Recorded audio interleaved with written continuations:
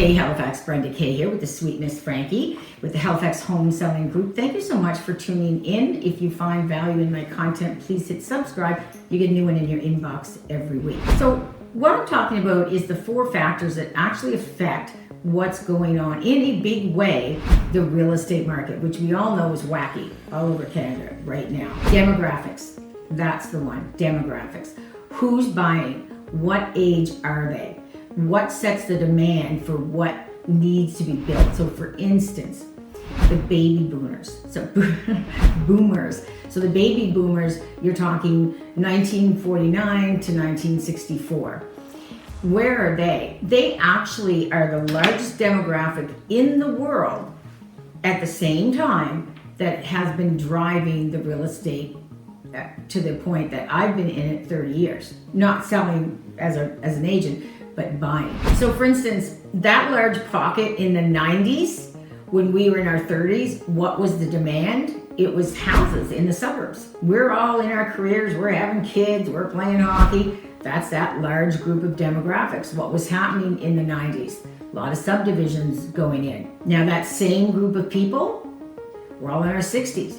You know, we have old baby boomers and senior baby boomers. What are we looking for now?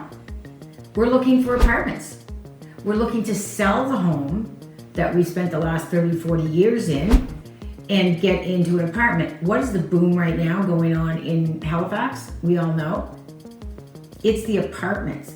I remember when I used to go to Ontario in my previous job, and I would drive by, and I don't know why, but Vaughan always comes to my mind when I think about it in Ontario. All of a sudden you just see this huge cropping up of a little shopping center and all these massive apartment buildings. We have that now in Utah. Like it's the same thing. So that the growth of the real estate, what they're looking at, demographics is a huge factor. The next one would be the interest rates. Interest rate is, again, one of the 4 key factors and one of a very important factor. We all know to cool things down in the market, the government is putting some interest rates up. I mean, we've gotten all the bulletins, we've been reading about it in all our documentation. So they qualify you on 5%. So if you qualify at the 5%, even if you're getting a mortgage rate of 2.89, you still have some room of what you can afford. As the interest rate goes up, then that flexible space right there is really going to dictate to you how much you can afford to buy in the home. So you can still get, a lot of people don't think you can get 30-year terms. You can. So the longer the term, the higher the interest rate will be. I remember back in 2008, I did these flyers up and I was going to put them all over the city. The interest rate is 4.99. You wouldn't believe how excited I was that that's what the interest rate is. Did I ever foresee them coming down this low? No, I didn't. Could they go high again? Yes, they certainly can. So definitely look at that little space and your affordability factor. The next one is basic economics. It's supply and demand. So we know there are 3 types of markets. There is your buyer's market, where we have more sellers than we have buyers. That we went through a really tough time. I would say 2015 was probably the hardest year. There were military personnel that had bought their homes in 2012. They were posted and they needed to sell in 2015, and they were selling for, and this is really scary, you know, with your home value, when you try and sell it and you get less than what you paid for it. That's pretty scary. Then you have the balanced market, and what the balanced market is, you know, there is an equal number of buyers and an equal number of sellers out there. That's my favorite market. You know, it still is, it's competitive, but we use our skills of negotiating. They're so much stronger, and it is absolutely a 2-sided negotiation. The seller's market. So the seller's market is when you've got 0 to 3 months that they're selling in, like less than 0 to 3 months. And as we know in Halifax right now, it is definitely a seller's market. We've actually fallen down to less than 100 listings. There's 2,000 real estate agents and there's less than 100. listings. So what's happening in this market is we're losing the ability to negotiate with our buyers. And this, I can't seem to grasp this.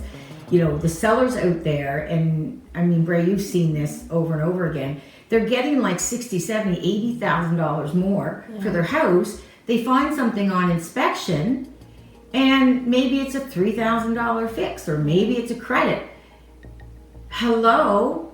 The person just paid you tens of thousands of dollars over asking, and sellers are going, no, don't like it, don't take it. I'm really not enjoying this market right now in Halifax. I would like to see it down. So, and again, that's going to come with pricing of the agents. So the more we can get on board to price in today's current market, the sooner we'll be out of this shift here.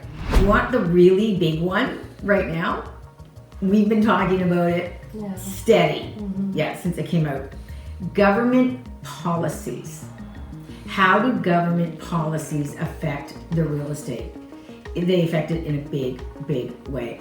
Back in 2010, I believe it's 2009 or 2010, the NDP government came into power here in Nova Scotia. And what they did to stimulate the new construction is they offered a rebate back. And it was significant because they were trying to get buyers to go to the new construction. So now we've got first-time home buyers, they've been in the little semi. Now they're selling that, and they're going into the full-size, maybe split entry. Families in a full-size split entry, had a couple more kids, gotta go buy in the two-story. So that policy really, really drove our new construction up. And we really, really needed it. And now we've got another policy that I think it's not going over very well with the public, let's put it that way. So to cool the housing market here in Halifax, the provincial government has proposed a new deed transfer tax and $2 per 100 on a person's summer home if they're here. So I'm not going to beat around the bush. I think it's divisive. I don't like it at all. Because think about Mahone Bay and Chester. That local economy down there, how much does it depend on the locals? There's places in Chester we know of, they literally close when the summertime people come. That is their business. That sustains them every year. So now we're saying to people, well, your tax was $11,000. Oh, geez, now it's going to be $33,000 or $22,000. Ouch. The added 5% of deed transfer tax. So it's not like, okay, now deed transfer tax is 5%. We already have 1.5 that's set by the municipality. Now the entire province says, okay, well, anybody non-resident, we're going to add on an extra 5%. Now, I would understand that it was foreign buyers coming in, but we're actually, again, we're divisive. We are Canada. We are all one. How's it going to work? There's no information out. People get transferred with the military here. No, they're not a resident yet until the day after it closes. Then they're a resident of Nova Scotia. Their jobs has transferred them here. Yeah. So how is this all going to play out? And I remember over the years, like I started doing real estate in the early 80s, myself started trading it. And I've seen some government policies out there, but this one here, as you can imagine, how is this affecting our market? It's huge. If you want to talk any more about what I've been talking, any of the 4 key factors, I'd love to go into more detail with you. Please share your comments on what you think is going on in the Halifax real estate market right now, because we are in a historic market. I'm Brenda K. Thank you so much for tuning in. This is the sweet Miss Frankie that's here with me every week. Cheers.